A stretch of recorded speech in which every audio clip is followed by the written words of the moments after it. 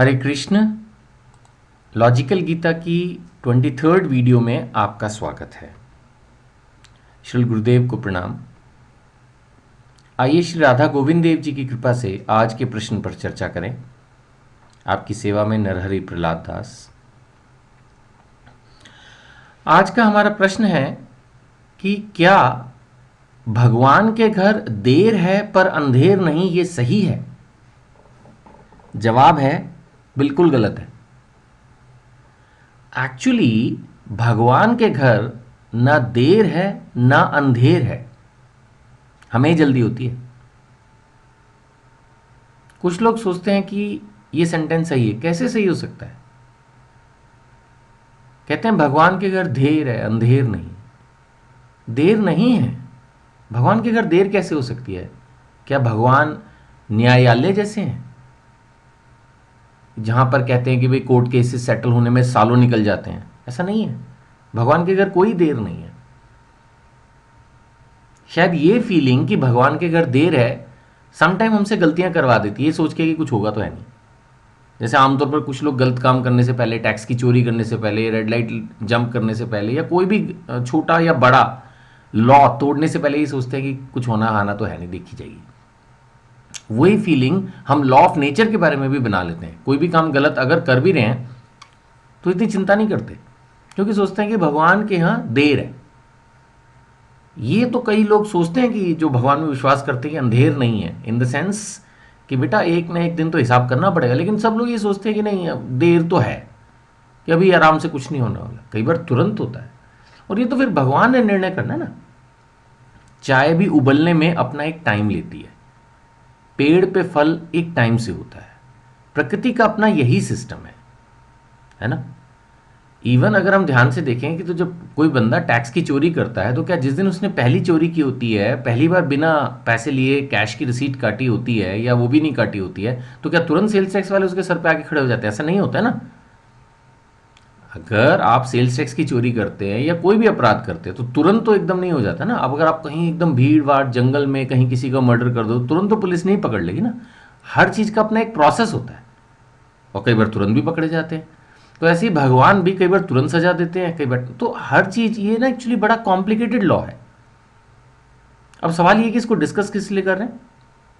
Discuss इसलिए कर रहे हैं कि फ्रस्ट्रेशन ना हो। डिस्कस इसलिए कर रहे हैं कि कल हमने डिस्कस किया था कि मन को शांत कैसे करें, ये उसी के कंटिन्यूशन में है। मन को शांत कैसे करें? तो मन के शांत होने के लिए बहुत ज़रूरी है कि हम इस बात पर विश्वास रखें कि भगवान के घर ना देर है ना अंधेर है। हमें परमात्मा पर विश्वास रहेगा तो खुद पर विश्वास रहेगा, और ये लगेगा कि जो हो रहा है सही हो रहा है। अगर हम हर चीज़ में गलती निकालेंगे, इवन भगवान को भी कोसना शुरू कर देंगे, तो मन शांत नहीं रह पाएगा, है ना।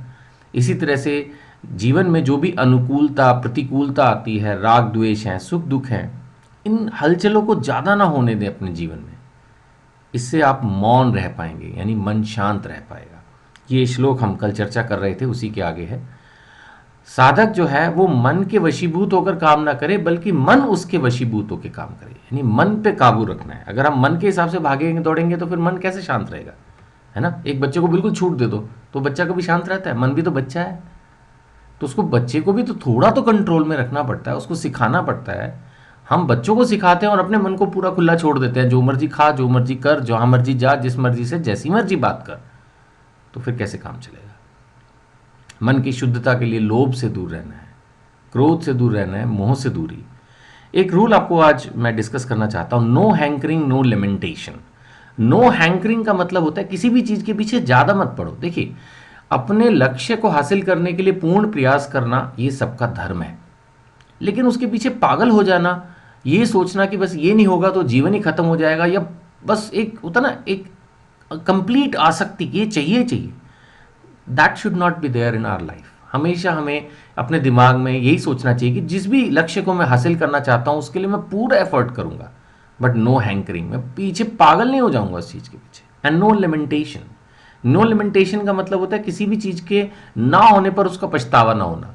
यार ऐसी मेरी नौकरी लग जाती, वो मैं प्लॉट खरीद लेता, ये समय रहते मैं ये इन्वेस्टमेंट कर लेता, बिजनेस कर लेता, उससे शादी कर लेता, यही लिमिटेशन है। फिर मन कहाँ से शांत होगा? पछतावे में भी बहुत ज़्यादा इस तरह का मन की शांति नहीं मिल पाती। ग्रीड, लोभ, ये भी मन में शांति नहीं लाने देता। जो हम डिजर्व करते हैं भगवान उतना हमेशा हमें दे देते हैं, आप उससे ज़्यादा मिलना नहीं है।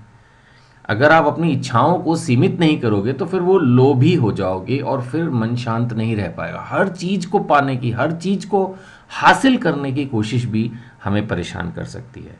मैंने लिखा, it's trying to fill a bottomless pit. एक गड्ढा जिसका छेद ही नहीं है, उसको कभी भर पाएंगे क्या? तो आज के लिए इतना ही, और आप सबसे प्रार्थना है कि थोड़ा थोड़ा हमारे साथ निशुल्क शिक्षा अभियान में जुड़िए। और अगर आप ये वीडियोस लेना चाहते हैं तो इस नंबर पर आप व्हाट्सएप कर सकते हैं मेरे को। और ये वीडियोस आप जो है हमारे यूट्यूब चैनल गीता मार्गदर्शन पर भी देख सकते हैं। हरे कृष्ण।